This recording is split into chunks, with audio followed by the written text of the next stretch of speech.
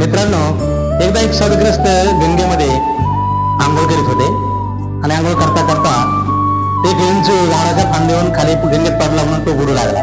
तेव्हा त्याने तो इंचू उचलून बाहेर फेकण्यासाठी प्रयत्न केला, परंतु इंचाने दणका दिला, पुन्हा पाण्यात पडला. पुन्हा त्याने तो इंचू हातात घेतला, पुन्हा इंचूने दणका दिला, पुन्हा इंचू हातातून खाली पडला, पुन्हा इंचू ते बुडू नये म्हणून त्या ग्रस्ताने तो इंचू पुन्हा हातात घेतला आणि अखेर तो इंचू बाहेर फेकून दिला. तेव्हा बाजूचा एक ग्रस्त त्या सदग्रस्ताला म्हणाला की तुम्ही इंचूला काय वाचवता म्हणे, त्याने 3 वेळेस तुम्हाला दणका दिला तरी तुम्ही त्याला वाचवलं.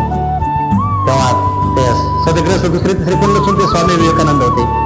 ते म्हणाले की त्याचा धर्म त्याने पाळला, कारण दणका देणं त्याचा धर्म आहे आणि वाचवणं माझा धर्म आहे, म्हणून माझा धर्म मी पाळला, दुसरं काहीच केलं नाही.